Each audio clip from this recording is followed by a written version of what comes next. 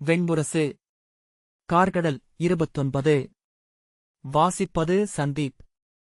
குடில் கதவின் படலில் கை வைத்த குந்தி அரவமணம் பெற்ற புரவி போல் உடல் சிலிர்த்து நின்றாள். இங்கே எவரோ இருக்கிறார்கள் என்றாள். கர்ணன் ஒன்றும் சொல்லாமல் நின்றான். இந்த அறைக்கு அடியில் நிலவறை ஏதேனும் உள்ளதா என்றாள் குந்தி. அன்னையே, இது குருக்ஷேத்திர களம். இது பாடி வீடு என்றான் கர்ணன். ஆம், ஆனால் இங்கே எவரோ இருக்கிறார்கள். காலடியில், ஆழத்தில் என்றாள் குந்தி. கர்ணன் வெறும் நோக்குடன் நின்றான். இங்கே மறைந்திருப்பவர் எவராக இருந்தாலும் அவர்களுக்கு உன்மேல் ஆதிக்கம் இருக்கிறது. அவர்கள் எனக்கெதிராக உன்னை சிறை கட்டி வைத்திருக்கிறார்கள் என்று அவள் சொன்னாள். அவன் அதற்கும் மறுமொழி சொல்லாமல் நின்றது அவளில் சீற்றத்தை உருவாக்கியது. நீ என்னிடமிருந்து மறைப்பது என்ன என்றாள். அவன் முகம் மாறவில்லை. என்மேல் கொண்ட வஞ்சத்தை நீ மறைக்கவில்லை. அதற்கப்பால் என்ன என்று அவள் மீண்டும் கேட்டாள். கர்ணன், இதற்கெல்லாம் நான் என்ன மறுமொழி சொல்ல முடியும்? நான் எதையும் மறைக்கவில்லை. ஆனால் ஆழங்களில் திகழ்ப்பவை என்ன என்று அவை வெளிவரும்போது மட்டுமே நாம் அனைவரும் அறிகிறோம் என்றான். குந்தி சீற்றம் கொண்டபோது அவள் புன்னகைப்பது போல தோன்றியது. வஞ்சப்பேச்சை சகுனியிடமிருந்து கற்றுக்கொண்டிருப்பாய் என்றாள். அவள் மெல்ல உருமாறுவதைப் போல அவனுக்குத் தோன்றியது.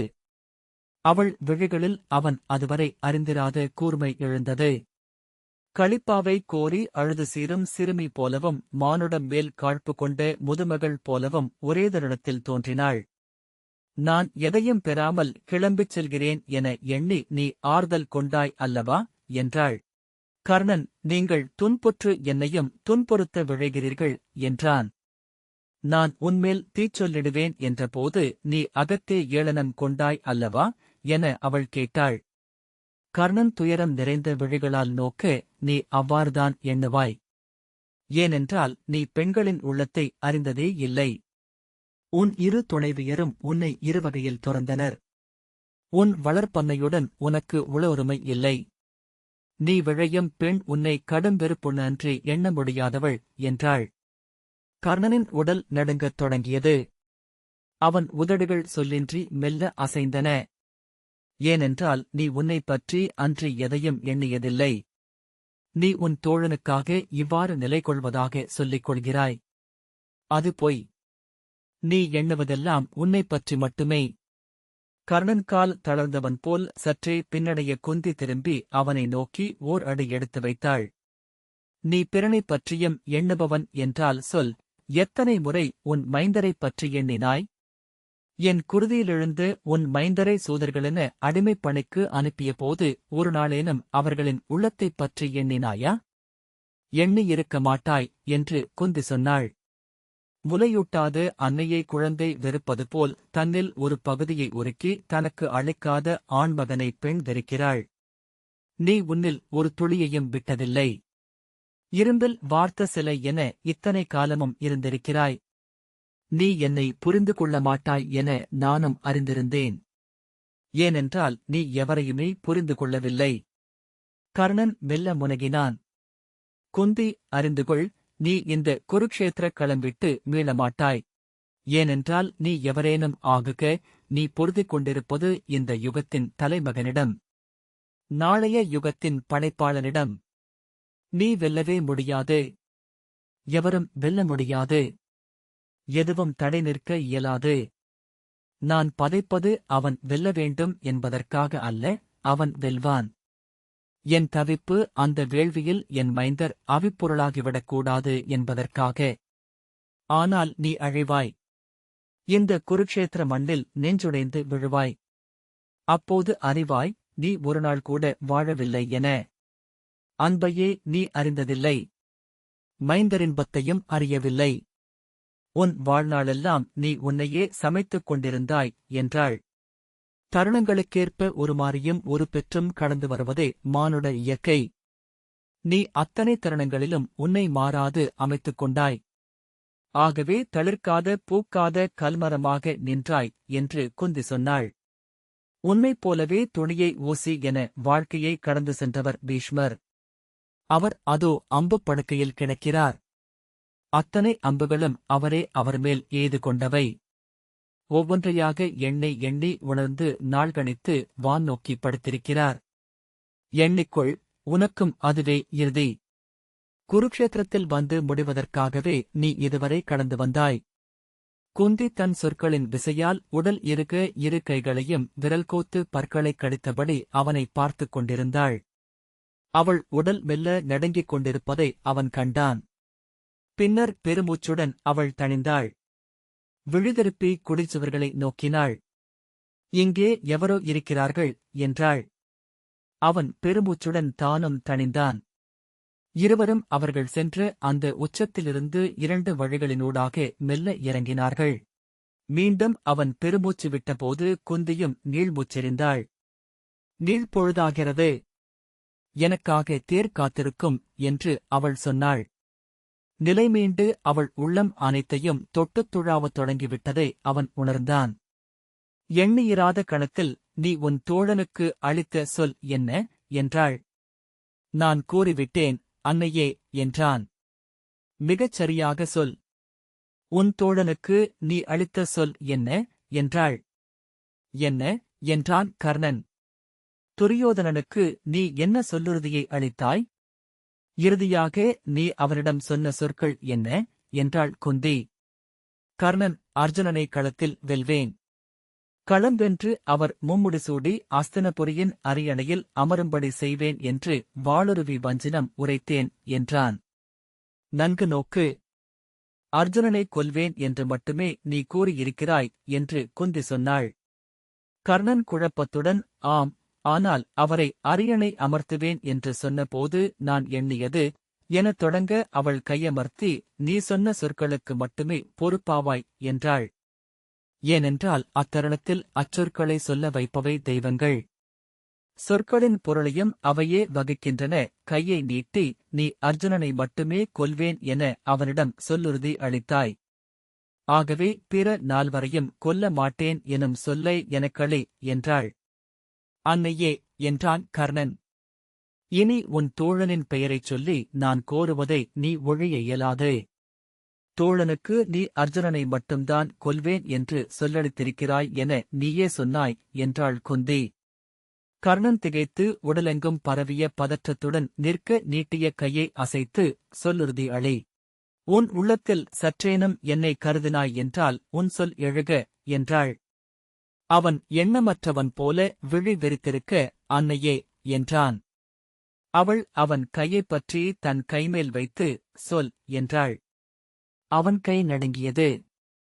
அது வெம்மை கொண்டிருந்தது. குந்தி, சொல். உன் நாவால் சொல் என்றாள். ஆம், சொல்கிறேன் என்றான். அர்ஜுனனை அன்றி பிற 4வரையும் என் நிலையிலும் கொல்ல மாட்டேன் என்று சொல் என்றாள் குந்தி. அவன் அர்ஜுனனை அன்றி பிற 4வரையும் என் நிலையிலும் கொல்ல மாட்டேன் என்றான். குந்தி அவன் கையை விடாது பற்றிக் கொண்டு, அர்ஜுனனை கொல்ல முயல்வாய் என்றுதான் நீ சொல்லெடுத்திருக்கிறாய் என்றாள். அவன் சொல்ல வாயெடுப்பதற்குள் அதை நீ கடைக்கொள்ளலாம் என்றாள். அவன் கை நடுங்கிக் கொண்டிருந்தது. நீ உன்னிடமிருக்கும் நாகபாசத்தால் அர்ஜுனனை கொல்ல முயல்வாய் அல்லவா என்றாள். ஆம் என்று கர்ணன் சொன்னான். அதில் காண்டவக் காட்டிலிருந்து தப்பிய தட்சன் என்னும் நாகம் அவனுக்காக காத்திருக்கிறது என்றார்கள். என்றேனும் பழுத்திற்கும் பொருட்டு உன் ஆவனாழியில் உறங்குகிறது அது என்றாள் குந்தி. கர்ணன், அதிலிருந்து அவன் தப்ப முடியாது. மூவுலகில் எங்கு சென்று ஒளிந்தாலும் அது அவனை தேடி வரும். ஏனென்றால் அது அவனே எஞ்சவிட்ட நஞ்சு என்றான். ஒவ்வொருவரும் அவ்வாறு எதையோ விதைக்கிறார்கள் என்று குந்தி சொன்னாள். கர்ணன், ஆம் என்றான்.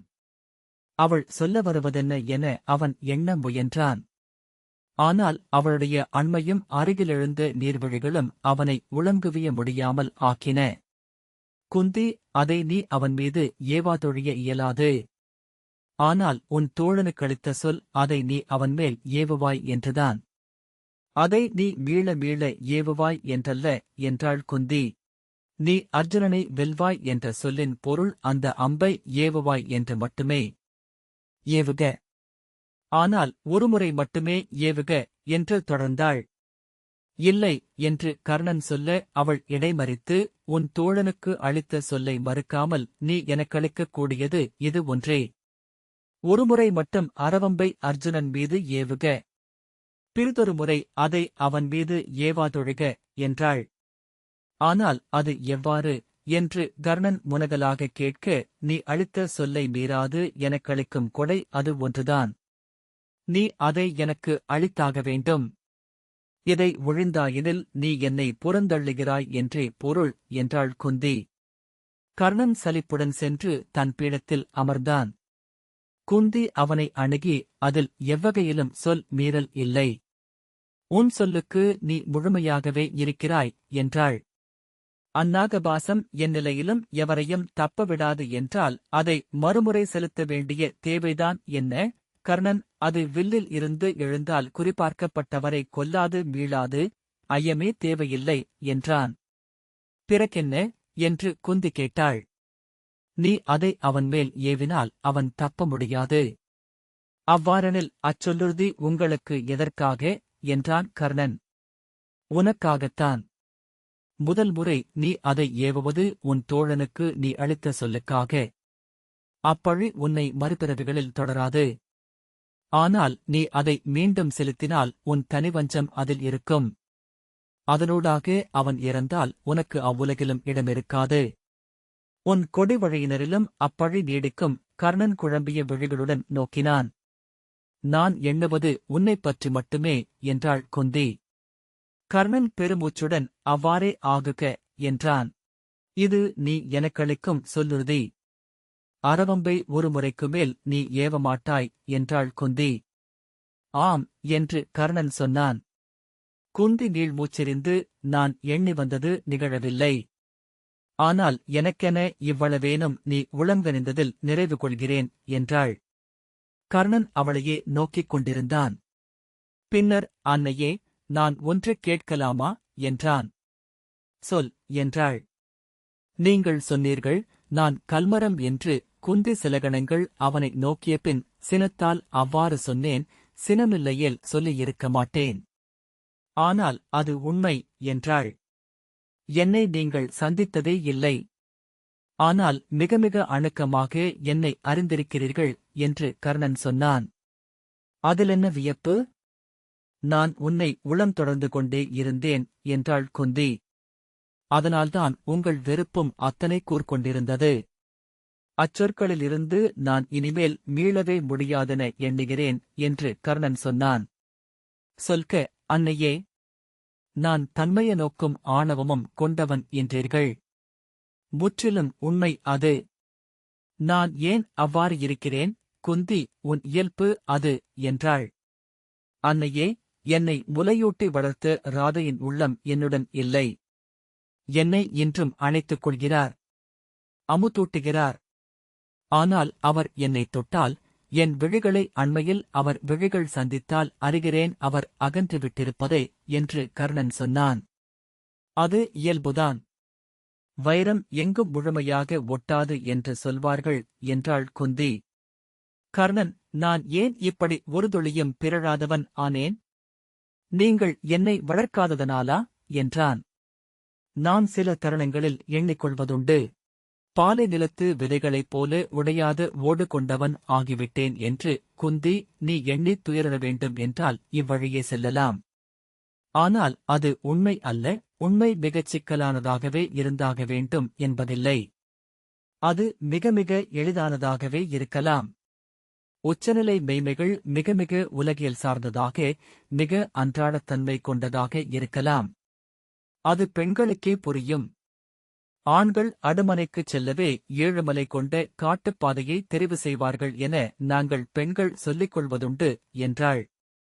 சொல்க, என் இயல்பு ஏன் இவ்வாறாயிற்று என்று கர்ணன் மீண்டும் கேட்டான். ஏன் நீ அர்ஜுனனை உள்ளூர அருவருக்கிறாய் என்று குந்தி கேட்டாள். அன்னையே என்றான் கர்ணன். சொல்க என்றாள் குந்தி. கர்ணன், நான் அருவருக்கவில்லை என்றான். சரி, இவ்வண்ணம் கேட்கிறேன். நீ அவனுடன் களம் பொருதுகையில் எந்தச் சொல்லால் பழித்துரைத்தாய்? கர்ணன் சற்று தயங்கி பேடி என்றான். ஆம், அதுவே உன் அருவருப்பு என்றாள் குந்தி. அவன் தலை குனிந்து, ஆம், அவனிடமிருக்கும் பெண்மையை நான் வெறுக்கிறேன் என்றான். குந்தி, அந்த ஒவ்வாமையை இளைய யாதவனிடமும் அடைகிறாயா என்றாள். ஆம், அதை என்னால் தவிர்க்கவே முடியவில்லை என்றான். குந்தி, நீ துரியோதனனுடன் ஏன் அணுக்கமாக உணர்கிறாய் என்றாள். கர்ணன், நான் இதை எவ்வண்ணம் சொல்வது என்றான். அதையும் இவ்வாறே எண்ணுக. நீ துரியோதனனை எப்போது வெறுப்பாய்? கர்ணன் இப்படி கேட்டால் என்று சொல்ல நீ வினவியமைக்கு விடை தேடுகிறேன். சொல் என்றாள். மிக அரிதாகத்தான் என்றான் கர்ணன். ஒரு தருணத்தை நினைவுகூர்க என்றாள் குந்தி. அவன் தன் மகள் கிருஷ்ணையை அருகணைத்து இன்சொல் பேசும் ஒரு தருணத்தில் அருகிருந்தேன். அப்போது அவன் முகத்திலும் மொழியிலும் கூடி வந்த மென்மையை என்னால் தாழ முடியவில்லை. என் ஒவ்வாமையை வெளிக்காட்டாது அறையிலிருந்து அகன்றேன் என்றான் கர்ணன். அதுவேதான். மைந்தா, நீ வெறுப்பது பெண்மையின் இயல்புகளை என்று குந்தி சொன்னாள். ஏனென்றால் நீ முழுமையான ஆண்மகன். உன் உடலே உன்னை அவ்வாறு ஆக்குகிறது. உன் தோள்களும் கைகளும் நெஞ்சும் முற்றிலும் நிகர்நிலை கொண்டவை. உன் ஒவ்வொரு உறுப்பும் பிழையிலா முழுமை கொண்டது.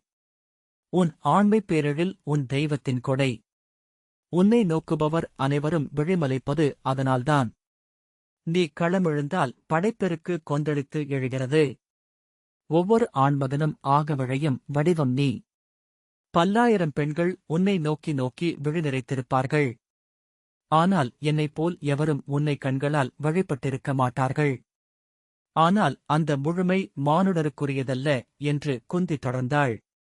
அந்த முழுமையே ஒரு குறைதான். அது ஊசலின் ஒருதிசை ஆட்டம் போல. ஆணில் பெண்ணும் பெண்ணில் ஆணுமென்றே மானுட உடலும் உள்ளமும் நிறைவு கொள்கின்றன. அர்ஜுனனிடம் இருக்கும் பெண்மையின் கூறுகளால்தான் அவன் பெண்களுக்கு அணுக்கமாகிறான். பெண் ஆணை அணுகுவது அவனிடமிருக்கும் பெண்மையினூடாகவே இயலும். அவனைப் போன்றவனே இளைய யாதவனும். நீ மூத்த கௌரவனால் கவரப்படுவது அவனும் உன்னைப்போல் வெறும் ஆண்மை என்பதனால்தான். உங்களுக்கு மறுதரப்புகள் தெரிவதில்லை. உள்ளத்தில் நிகழ்வுகளும் பிசிறுகளும் இல்லை. நீங்கள் சிற்பங்களைப் போல மாறா முகமும் உணர்வும் கொண்டவர்கள். உன்னை பெண்கள் நோக்கி நோக்கி நெஞ்சழிவார்கள். அவர்கள் உன்னை வந்தடையவே இயலாது. எவ்வாறேனும் உன்னை அணுகுபவர்கள் உன்னால் எரித்தழிக்கப்படுவார்கள். கதிரவனுக்கும் மலர்களுக்குமான உறவைப் போல என்று குந்தி சொன்னாள். கர்ணன் பெருமூச்சு விட்டான்.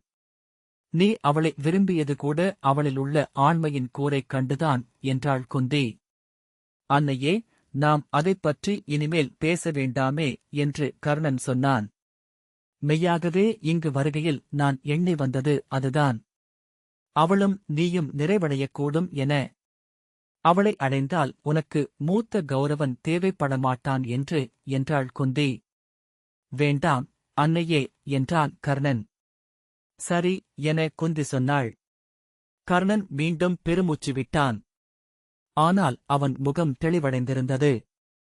குந்தி எழுந்து கொண்டு, நான் கிளம்புகிறேன். இத்தனை பொழுதாகுமென நான் எண்ணவே இல்லை என்றாள். கர்ணன் சிரித்தபடி, அன்னையே, பெண்கள் அணுக முடியாதவனாகிய என்னை நீங்கள் எப்படி இத்தனை எளிதாக அணுகி வென்றீர்கள் என்றான். குந்தி நகைத்தபோது அவளுடைய வெண்பல் நிறை தெரிய அவள் இளமையின் அழகு கொண்டாள். அது அவ்வாறுதான். ஆண்மை முழுத்தவர்கள் பெரும்பாலும் அன்னையரின் குழவிகள் என்றாள். கர்ணன் நகைத்து, விந்தைதான் என்றான். நீ என் மடியில் வளர்ந்திருந்தால் உலகையே வெல்லும் அடிமை ஒருவனை பெற்றவளாக இருந்திருப்பேன் என்றாள். உளம் நெகிழ்ந்து அவன் தலையில் கை வைத்து, சிறப்புறுக, மேன்மை கொள்க என வாழ்த்தினாள். கர்ணன் அவள் கால் தொட்டு சென்னி சூடி, இங்கே என் வாழ்வு நிறைவடைகிறது அன்னையே என்றான். அவள், ஏன் இப்படி நெடுமரம் போல் ஆனாய் என்று வியக்கிறேன் என்று அவன் தோளை அறைந்தாள். அவன் வெடித்து நகைத்து, நானும் பல தருணங்களில் அதை எண்ணிக்கொள்வதுண்டு.